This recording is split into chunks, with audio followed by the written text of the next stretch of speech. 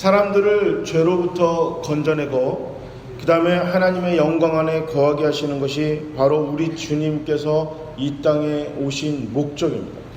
그래서 주님은 그 목적을 이루시기 위해서 왕의 보좌에 앉으신 게 아니라 십자가를 지셨습니다. 그러니까 흔히 십자가 이렇게 생각하면 우리가 고통, 슬픔, 아픔 이렇게 느끼는 거가 흔합니다. 그러나 그것은 표면적으로 드러난 거고 근본적인 것, 그러니까 십자가의 근본은 사랑입니다.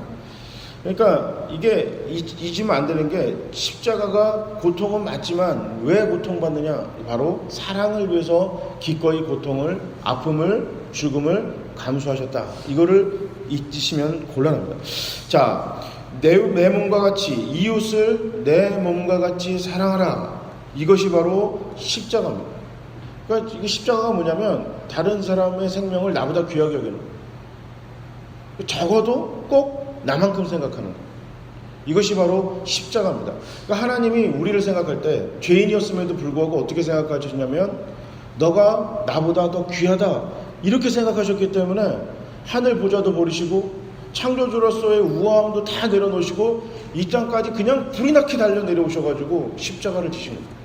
그러니까 하나님이 우리를 귀하게 여기시지 않으셨다면 귀하게 여기는데 적어도 당신만큼 적어도 하나님 스스로 당신만큼 귀하게 여기지 않으셨으면 십자가를 지실 수 없습니다. 그러니까 우리가 져야 될 그리스도인들의 십자가도 마찬가지입니다. 다른 사람, 그러니까 내 이웃을 내 몸과 같이 사랑하라. 너의 몸과 같이 사랑하라. 주님의 이 말씀을 지키는 것이 바로 십자가입니다. 그러니까 사랑이 전제가 되지 않는 십자가는 죄인으로서 당연히 받아야 할 처벌밖에 되지 않습니다. 죄인으로서 받아야 할 고통, 이게 십자가입니다. 그러니까 오늘 제가 여러분들과 우리 모두가 함께 나눌 이야기는 사랑의 십자가, 우리 그리스도인이라면 짊어져야 할 사랑의 십자가에 대해서 한번 은혜를 나누도록 하겠습니다. 십자가는 사랑, 하나님의 사랑에 대한 완벽한 모습입니다. 우리 주님은 십자가를 통해 먼저 인간을 사랑하셨습니다. 오늘 본문을 보면 우리 인간들을 사랑할 때 하나님이 우리가 하나님을 사랑한 다음에 그 다음에 하나님이 우리를 사랑한 게 아니고 하나님이 우리를 먼저 사랑하셨어요. 우리가 아직 죄인이었을 때, 이 말은 뭐예요? 내가 하나님 믿지 않았을 때, 내가 하나님을 따르지 않을 때, 하나님을 나의 구세주로 받아들이기 전에 하나님이 나를 먼저 사랑하셨다는 거예요. 이게 정말 기가 막힌 얘기거든요. 인간은 범죄함으로, 그러니까 그 창세기 3장 이후로는 하나님이 아니라 세상을 사랑하게 됐어요. 조건적인 사랑이 모두밖에 못하게 됐어요. 조건적인 사랑이 뭐죠? 너가 나를 사랑하면 내가 너를 사랑하는 거예요. 그러니까 우리가 처음에는 이렇게 연애해 보시면 잘 알잖아요. 사랑할 때 어떻게 하세요? 저 사람이 어떻게 하느냐에 상관없이 내가 너무 좋아서 다 주고 싶어요. 그런데 이게 시간이 지나면 뭔 얘기를 하냐면 너는 나한테 뭐 해줬냐? 이걸 가지고 자꾸 싸우고. 그러니까 당신이 나한테 해준 게 뭐냐? 당신이 나한테 해준 게 뭐냐? 이걸 가지고 이게 상처받을 때가 많거든요. 조건적인 거예요. 조건적인 거. 저기서 날 뭘 해줘야 내가 그 사람을 사랑하는 것. 이게 어쩔 수 없어요. 이 죄라는 게 들어와서 우리가 죄에 사로잡힌 이후로는 이런 사랑이 더 익숙한 것, 주는 사랑이 아니라 받는 사랑이 더 익숙한 게 이게 우리가 됐거든요. 욕심 때문에 그래요. 욕심은 남의 떡이 커 보이는 거잖아요. 남의 떡이 커 보여요. 그래서 갖고 싶거든요. 갖고 싶어요. 뺏는 거예요. 사람도 마찬가지예요. 저는 어렸을 때도 이런 게 굉장히 싫었는데, 이게 남자 여자가 사랑할 때 여자가 더 사랑받는 게 좋다라는 그 표현이 되게 싫은 거예요. 왜 여자는 남자한테 더 사랑을 받아야 되지? 똑같이 사랑하면 안 되나? 똑같이 사랑하면 안 되나? 이게 왜 그렇게 해야 되나 이런 생각을 했는데 맞죠? 저는 이게 결혼 생활할 때도 그렇고 이 사랑하면서도 어떻게 생각을 하냐면 그냥 서로가 서로를 좋아하고 사랑하는 게 낫지 저 사람이 나를 더 사랑하나 나를 덜 사랑하나 여러분 여기 그 무게를 재면 아주 곤란해집니다. 사랑은요 더 사랑하고 덜 사랑하는 게 아니고요 사랑하냐 사랑하지 않냐 이 두 개밖에 없는 거거든요. 성경은 너가 나를 이만큼 사랑하는구나가 아니라 너가 나를 더 이상 사랑하지 않는구나 하나님이 그렇게 얘기하셨고 내가 너를 사랑한다 그랬지 내가 너를 쟤만큼은 아닌데 쟤보단 조금 덜 사랑해. 이렇게 하나님 얘기하지 않으셨거든요.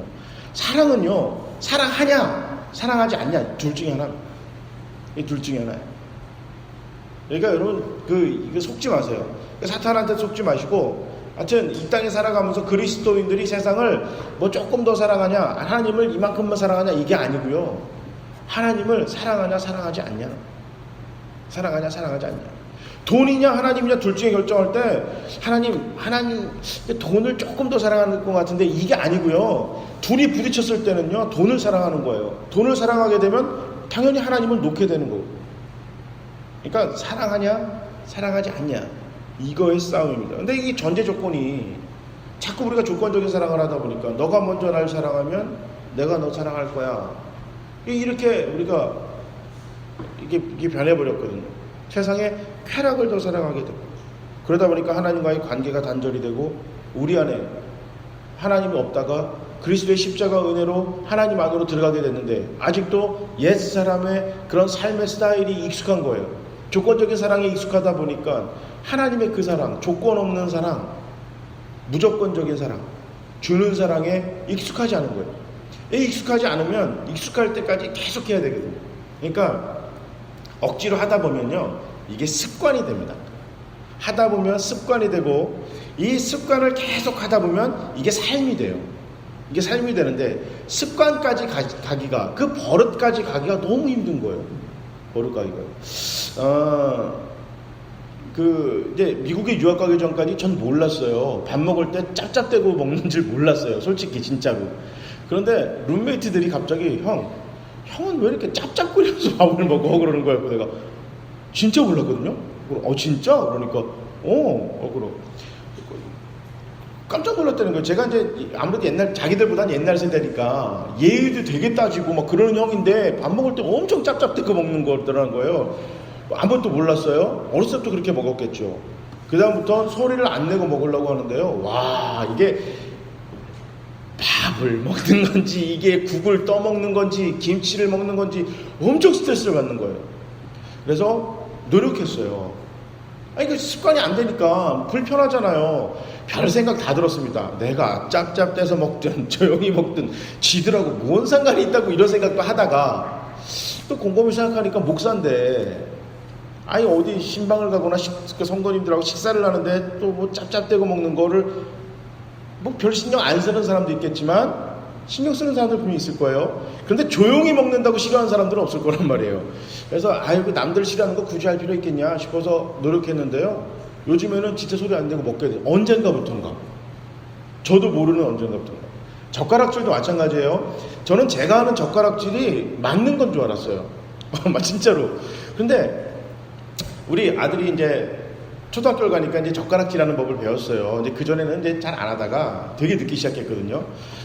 저희 집안 모토는 그냥 때 되면 하겠지, 그거예요. 교육도 그러고, 미리 조기 교육에 대한 굉장히 별로 안 좋아하거든요. 평생을 공부하고 평생을 그렇게 살아야 되는데 뭐 벌써부터 애들 스트레스 주냐, 이 주의였어요. 근데 아내도 늦게까지 공부하고, 저도 막 40살 되기 전까지 막 38, 9까지 공부하고 이러니까, 뭐 공부 그렇게 늦게까지 할 건데 뭐하러 그렇게까지 하냐, 그냥 천천히 시켜, 이런 주의인데, 젓가락질을 이제 못하니까 선생님이 못하는 애들만 따로 놓고 이제 하는 걸 모습도 보여주고, 젓가락 할 수 있는 그 보조 젓가락질 있잖아요.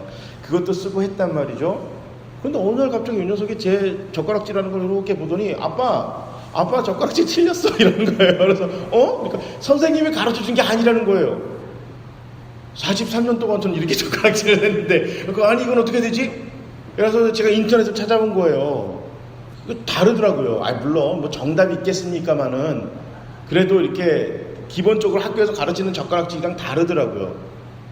그래서 안 그래도 저는 생선을 안 먹거든요. 이렇게 해산물, 꽁치, 고등어, 굴, 미역 이런 걸 안 먹어서 그 지우한테 엄청 놀림도 당하고, 아빠 그러면 안 되지, 그러면서 맨날 혼나고 그래요.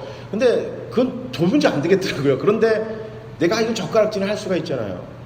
이거 한번 해보자. 그래서 해봤어요. 와, 이게 저는 젓가락질 할 수 있는데도, 아주 조금 바꾸는데도요, 너무 힘들더라고요. 아직 완벽하진 않습니다. 아직 완벽하진 않은데 되더라고요. 이제는 그냥 아무 생각 없이 이렇게 젓가락질 할 때 옛날 방법으로 젓가락질을 잡는 게 아니라 보고 새로 바꾼 걸로 젓가락질을 잡고 그렇게 사용하더라고요. 이렇게 많이 쓰지는 않아요. 이렇게 잘하진 못해요. 이렇게 아주 그냥 이렇게 무슨 콩자반 같은 것도 이렇게 들어 올리고 이렇게는 할 수는 있지만 몇 번 떨어뜨리긴 하지만 그래도 몇 개월 하다 보니 되더라. 그러니까 이게 뭐냐면 우리가 아직 옛날의 습관이 익숙해요. 그게 편하단 말이죠. 그런데 하나님 안으로 들어와서 가문이 바뀌었어요. 이 하나님 가문에서는 주는 사랑을 하랍니다. 희생하는 사랑을 하라는데 이게 불편한 겁니다. 익숙치 않아요. 그러다 보니까 자꾸 옛날적인 사랑 방식을 찾아가게 돼 있습니다. 포기하지 마시고 이게 내 습관이 되고 나의 삶이 될 때까지 계속해서 반복해서 훈련하시길 바랍니다. 이 십자가 사랑을 통해 우리가 구원을 받았고 이 십자가 사랑을 통해 세상이 하나님을 만나야 하기 때문에 그렇습니다. 예수님의 십자가 사랑은 자신의 십자가를 짊어지고 그리스도를 쫓기를 원하는 모든 그리스도인의 모범입니다. 하나님은 십자가에 못 박힘으로 우리에게 사랑을 보여주셨다. 이게 바로 오늘 본문에서 나오는 이야기입니다. 십자가에 못 박힘으로 우리에게 대한 당신의 사랑, 내가 너 사랑한다 말만 한 게 아니라 진짜 모습으로 보여주셨다. 그 사랑을 받은 성도들이 서로 사랑하기를 원하십니다. 하나님이 서로 사랑하기를 원하십니다. 십자가의 진정한 의미가 사랑이기 때문입니다. 사랑 없이 상대방을 위해 십자가를 질 수 없습니다. 크리스찬은 십자가에 못 박히신 예수님의 사랑을 따라 타인을 사랑해야 합니다. 하나님을 쫓아서 다른 사람을 사랑하라. 요한복음 13장 34절에 우리 하나님 주님께서 이미 우리에게 말씀하셨습니다. 십자가를 쫓으라. 십자가를 짊어지고 가는 것은 예수님의 그런 삶, 십자가의 그 사랑의 삶을 본받는 것입니다. 사랑 없이는 진심으로 하나님을 따를 수 없으며 타인을 위해 십자가를 질 수 없습니다. 이게 운전할 때 십자가 목걸이 백날 달아놓으면 뭐하냐고.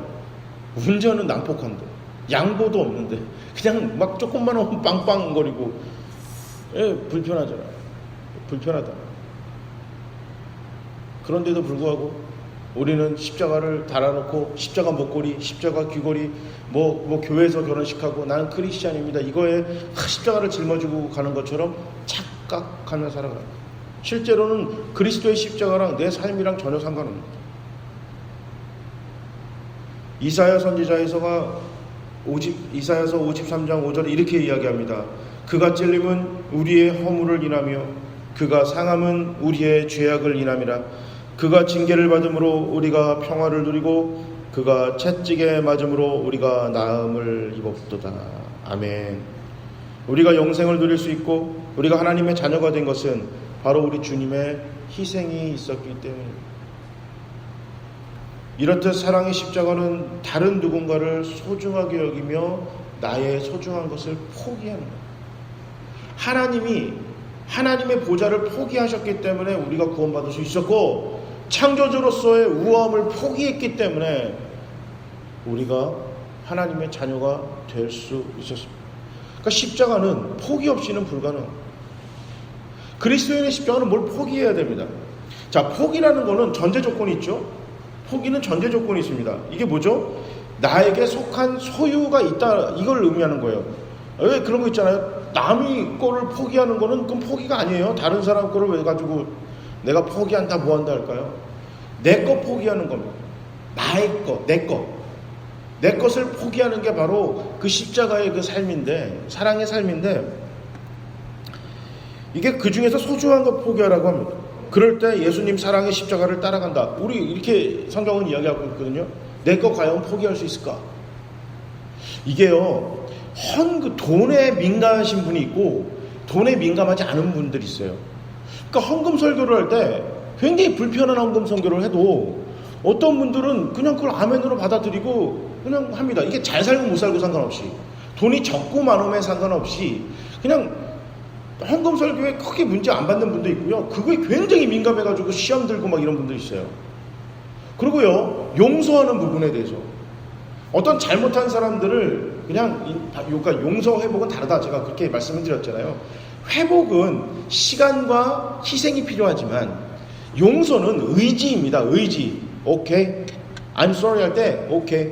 이게 용서예요. 성경에서 말하는 거는 막 둘이 끌어안고 막 이게 하라는 게 아니라 잘못을 인정하는 것. 다른 사람들에게 내 잘못을 인정하게 용서를 구하는 거는 내 잘못을 그냥 인정하는 거예요. 내가 잘못했지. 그 다음에 뭐예요? 용서를 받아들이는 거는 그 잘못에 대한 이 용서를 구하는 거를 그냥 있는 그대로 받아들임. 이게 용서거든요. 성경에서 말하는 건 의지적인 부분이에요. 용서는. 그런데 그거를 설교할 때 못 받는 거예요. 못해요. 어떤 사람들은 용서에 대해서 굉장히 힘든 경우도 있고요. 뭐 봉사도 마찬가지예요. 봉사하라 그럴 때 왜 그런 거 있잖아요. 뭐 이렇게 교회에서 뭐 봉사하세요. 뭐 좀 아니면 우리 뭐 나가서 우리가 무슨 뭐 외부적인 봉사 활동을 할 건데 우리 같이 할까요? 라고 할 때 어떤 분들은 내가 진짜 못 오더라도 진짜 그거 어떻게 좀 할 수 있는 방법이 없을까라고 이렇게 생각하시는 분들이 있고요. 어떤 분들은 자꾸 교회에서 편하게 좀 교회 좀 다니라는데 일하려고 그래 이렇게 생각하시는 분들이 있어요. 일이라고 생각하거든요. 왜냐하면 요즘 맞벌이를 하고 또 내가 그냥 회사를 5일 근무, 6일 근무 신나게 내가 그냥 회사를 열심히 다니다가 너무 피곤하고 지쳐가지고 이제 왔는데 교회에서도 일하라니까 짜증이 나는 거예요. 짜증이 나는 거예요. 나 그냥 교회를 다닐게. 그러니까 어떤 분들은 봉사하는 거에 대해서 크게 뭐 이렇게 마음에 부담이 와도 그래도 해야지라고 생각하시는 분들이 있고 어떤 분들은 왜 자꾸 일하라고 그래? 이게 굉장히 싫어하는 그런 경우가 있거든요. 그러니까 사람마다 이게 포기하지 못하고 포기할 수 있는 게 다릅니다. 그런데 분명한 것은 내가 포기하지 못하는 그 부분을 자꾸 부딪히며 하나님이 말씀하실 때는 빨리 내려놓으세요. 빨리 포기하세요. 그거 붙들고 있어봐야 괴롭습니다. 정말 내가 힘드는 거고. 사탄도 그걸 가지고 공격해요. 왜냐하면 그게 약점이기 때문에. 베란다 물이새요. 이게 1층인데 비가 와가지고 이렇게 이게 샤시에서 물이 새서 작년에 이거 방수를 한번 했어요. 이거 뭐 돈 싸게 주지 않고 비싸게 주고 했거든요. 근데 또 새는 거예요.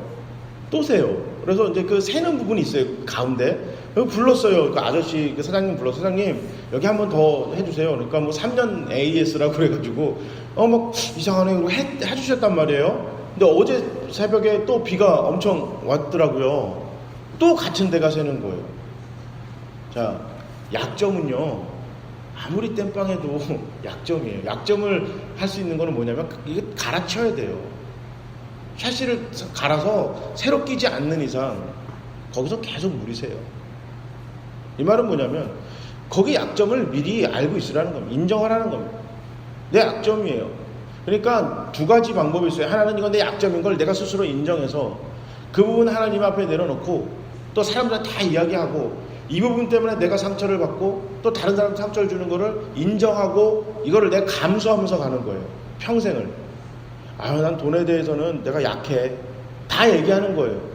그러니까 내가 무슨 돈에 대해서 불평불만하더라도 듣지 마. 이건 내 잘못이야. 그리고 교회에서 또 주변 사람들한테 그런 부분 때문에 내가 내 약점 때문에 내가 힘들 때 이걸 감수하면서 가는 거예요. 그러니까 이 말은 뭐냐면 비 올 때마다 거기 물 새는 거 아는 거예요. 그러니까 거기다가 그냥 임시방편으로 뭐 걸레도 갖다 놓고 그냥 나오면 그냥 물 닦고 곰팡이 이제 뿌리고 그냥 그러면서 평생 사는 겁니다. 아니면 완전 갈아 끼는 거예요. 뜯어서 새롭게 끼면 물이 안 새요. 둘 중에 하나를 내가 선택을 해야 되는데 이도 저도 아닌 거예요. 이러면 곤란한 거예요. 포기하지 못할 때. 포기하지 못하기 때문에 내 삶에 십자가를 지는 삶이 없어요. 없어요. 십자가를 지고 주님을 쫓는다는 의미는 다른 누군가의 생명과 풍성한 삶을 위해 내 소중한 것들을 포기하겠다는 다짐이고 그런 삶입니다. 시간 날 때 교회 일하고 돈에 여유가 생길 때 헌금하고 구제하고 학교에서 점수 따기 위해 봉사하고 급하게 무언가 필요한 것이 있을 때 그때만 미친 듯이 기도하고 이러한 삶은 절대 십자가를 지고 가는 삶이 아닙니다. 무엇 하나 포기한 것이 없습니다. 더 챙기려는 마음과 더 얻으려는 교만이 가득한 행위들일 뿐입니다. 포기는 어떤 이익을 기대하지 않습니다. 예전에 그런 얘기가 있어요. 교회 장로 되려고, 우리 교회나 조그만 교회 같은 경우는 장로님들 뭐 시험 보고 이런 거 별로 없잖아요. 찬반 투표하고 이런 거 없습니다. 그런데 이제 좀 이렇게 오래된 전통 있는 교회나 굉장히 큰 교회들 같은 경우는 장로님들이 만만 녹록지가 않습니다. 이게 무기명 투표를 하기 때문에요.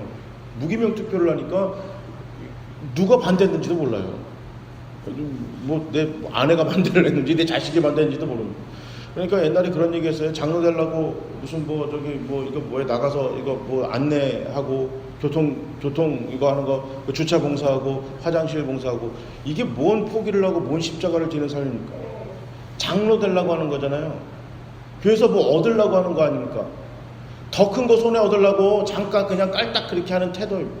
이건 아무것도 아니에요. 마치 그거 마찬가지잖아요. 우리 뭐 4년마다 한 번씩 이루어지는 우리 국회의원 선거 때 여러분들의 종이 되겠습니다. 뭐가 되겠습니다. 무릎 꿇고 뭐 절하고 뭐하고 한다지만 되고 나면 거들떠도 안 부는 거.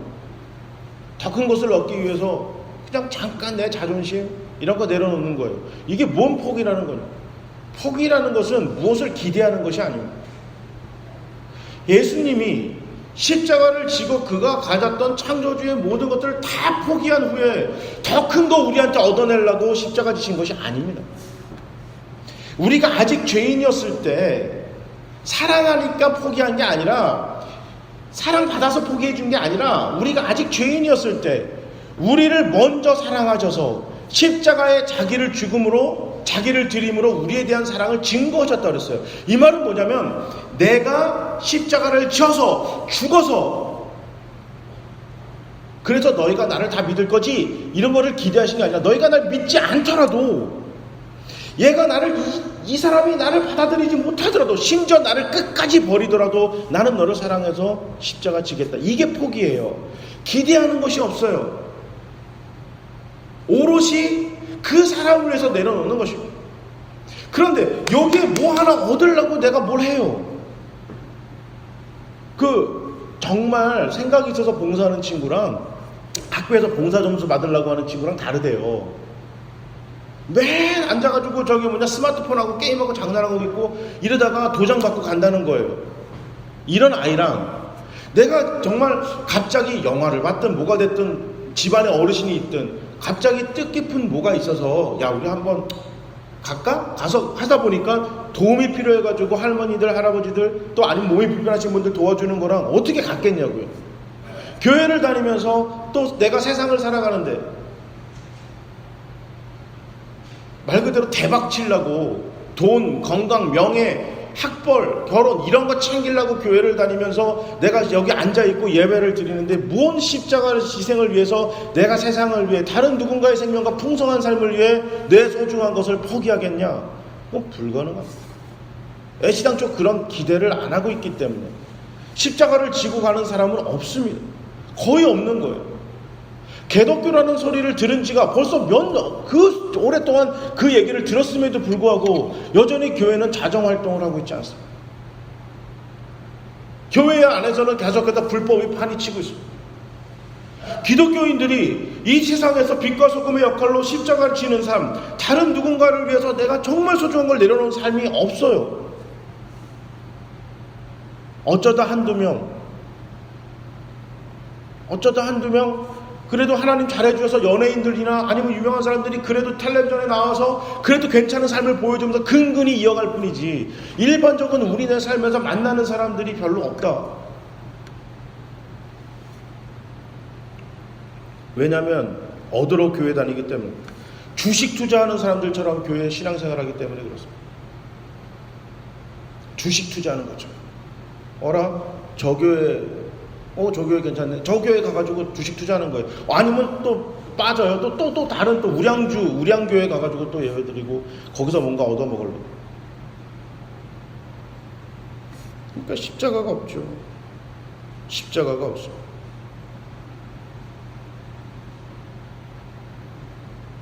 이거 왜 합니까? 장로 되려고요? 목사 되려고요? 권사 되려고요? 점수 따야 되거든. 그러면서 스스로는 십자가를 지고 살아가는 삶이다 이렇게 얘기를 합니다. 새벽에 나와서 기도하는데 왜 나오세요? 자녀의 건강, 대학, 사업 이런 걸로 내가 기도하고만 있으니 십자가의 삶은 없어. 우리 주님만 포기해요. 이건 뭐 여러분한테만 하는 게 아니라 저한테도 그런 거예요. 목사고 성도고 다 그냥 내 주머니를 위해서 내 것만 놓고 기도하고 앉았으니 정작 포기하는 십자가 삶은 2000년 전에 우리 주님 천지를 창조하셨을 때 우리 하나님의 그 포기함과 그 사랑 외에는 교회에서 발견할 게 없는, 누구든지 나를 따라오려거든 너에게 허락한 십자가를 지고 쫓아와라 주님 말씀하셨는데 아무도 안 쫓아가요. 계속 그냥 좀 가세요. 나중에 시간 되면 갈게요. 여유 생기면 갈게요. 그 다음에 제가 듣기 제일 싫은 소리 중에, 전 어렸을 때부터 그랬어요. 야, 나도 옛날에 교회 다닐 때 회장도 하고 다 했는데 정말 짜증나거든요. 지금 안 한다는 얘기 아니야.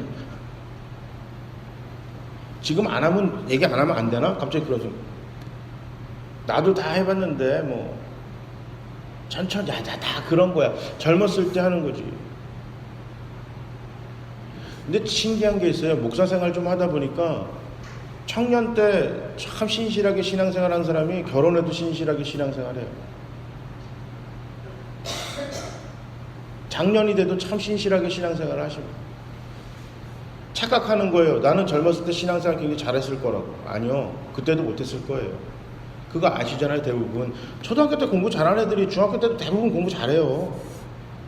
초등학교 때 볼 잘 차는, 운동 잘하는 친구가 중고등학교 가도 운동 잘해요. 대부분의 경우.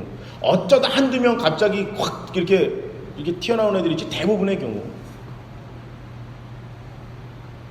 젊었을 때 신앙생활 잘했는데 나중에 나이 먹어서는 뭐 별 볼일 없다, 그런 경우는 있겠지만 젊었을 때 잘해서 뭐 나중에는 뭐 그럴 일 거의 없어요. 그때도 못했어요. 죄송하지만 그때도 못했을 거예요. 생일날 먹자고 7일을 굶으니 죽더랍니다. 생일날 먹자고 7일 동안 굶으니 죽더래요. 이 말은 뭐냐면 오늘 안 하면 내일도 못해요. 나중에 할게요. 안 되더라고요. 안 돼요. 안 됩니다. 세상은 계속해서 바쁘고 계속해서 나를 좁니다. 그렇기 때문에 십자가 제거가 할 수가 없어요. 생명보다 소중한 건 없습니다. 재산 있고 다 잃어도 생명 잃어버리면 땡이거든요. 끝입니다. 우리 주님 우리에게 가장 소중한 생명을 주셨어요. 죽으면 천국 가는 거 보장받은 사람들입니다. 그런데도 불구하고 어떻게 돼요? 우리는 생명을 받았는데 그깟 우리 자존심, 시간, 돈 내는데 너무너무 인색합니다. 포기가 없어요. 그래서 질문하는 거예요. 하나님이 계속 너에게 진짜 중요한 게 생명이냐 재물이냐, 돈이냐 생명이냐 질문할 때 어떻게 돼요? 우리가 돈과 그렇게 목숨을 걸 때가 더 많다는 거예요. 생명보다 돈에 목숨을 걸 때가 많아요. 알아요. 이론적으로는 저 사람들 구해야 된다는 거 알지만 그렇게 하지 못하고 있어요. 포기하지 못하기 때문에 그렇습니다. 하나님께서 우리를 사랑하시기 때문에 우리가 사랑받은 겁니다. 이거 잊지 마셔야 돼요. 내가 사랑받을 짓을 해서 사랑받은 게 아니고 하나님이 먼저 사랑하셔서 사랑받은 거예요. 내가 목살해서 나는 평생을 목회를 아주 하나님 앞에 성실했기 때문에 하나님이 나를 사랑하신다라는 그런 착각하시면 안 돼요. 그게 아니라 하나님은 나를 그냥 있는 그대로 먼저 사랑하셨다라는 거예요. 먼저 사랑하셨습니다. 우리 주님 그렇게 말씀하셨습니다. 그래서 나가서 내가 너희를 사랑했듯이 너희도 저들 좀 사랑하면 안 되겠냐? 우리 주님 그렇게 말씀하시는 것이고, 이게 십자가를 지고 가는 거예요. 우리는 은혜의 빚진 자입니다.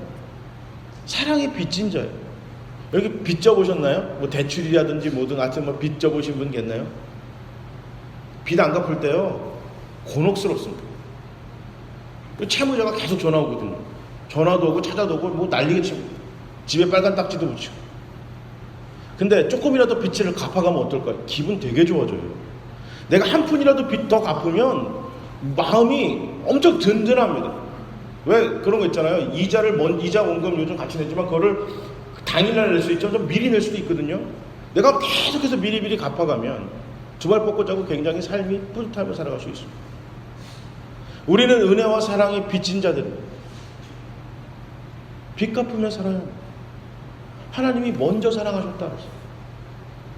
먼저 사랑하신 거예요. 어쩌다 운이 좋아 저는 목사 아들로 태어난 거예요. 어쩌다 운이 좋아서. 어쩌다가 내가 친구 잘 만나서 내가 교회 다니게 된 겁니다. 어쩌다 내가 동네에서 태어났는데 하필이면 교회 옆집에 태어나가지고 내가 교회 다니게 된 거예요. 내가 구원받을 만한 사람이어서 구원받은 게 아니고 하나님이 먼저 사랑해 주셔서 내가 하나님의 자녀가 돼. 빚진 사람이죠. 하나님이 이거 빚 갚으라면 어디다 갚으라고요? 근데 하나님이 채무자가 채권자인가요? 하여튼 빚을 갚아야 되는 대상자가 당신이 아니라 세상이랍니다. 세상의 빚 갚아라. 세상의 사랑의 빚 좀 갚아라. 사랑은 사랑으로 갚아야 됩니다. 은혜는 은혜로 갚아야 합니다. 그거 갚아라 라고 했는데 은혜의 빚진 사람, 사랑의 빚진 자처럼 살아가는 게 아니라 빚을 받아야 되는 사람처럼 살아간다면 아주 큰 착각입니다. 아주 큰 문제가 큰 것입니다. 우리 안에 주님의 십자가가 있습니다. 십자가는 사랑입니다. 예수님의 사랑의 십자가와 절대 떨어질 수 없는 우리는 예수님처럼 사랑을 베풀어야만 합니다. 십자가는 고난이 아니라 사랑입니다. 주님께서 우리 죄를 갚아주시고 영생을 주시기 위해 십자가에서 돌아가신 것을 기념하는 것이 우리가 드리는 주일 예배입니다. 매주 드리는 예배를 통해 십자가의 고난과 죽음은 우리를 향한 최고의 사랑이라는 것을 기억하시기 바랍니다. 그래서 이날을 거룩한 날이다. 거룩한 날. 자신의 가장 소중한 것을 포기하고 타인을 위해 사랑을 베푸신 것을 기념하는 날. 그래서 거룩한 날. 이 거룩한 날에 드리는 예배는 꼭 사랑을 기억해야 합니다. 다른 누군가를 향한 희생과 포기를 다짐해야만 하는 날입니다. 우리 모두는 사랑과 은혜의 빚진 자들입니다. 우리 빚 갚으러 갑시다. 여기 모두 사랑의 빚 갚으며 뿌듯하게 살아갑시다. 기분 좋게 살아갑시다. 나 때문에 나 하나로 인하여 다른 누군가의 생명과 풍성한 삶이 이어지는 은혜의 빚진 자처럼 살아가는 저와 여러분이 되시기를 주님의 이름으로 축복합니다. 아멘. 우리 한번 기도하시겠습니다.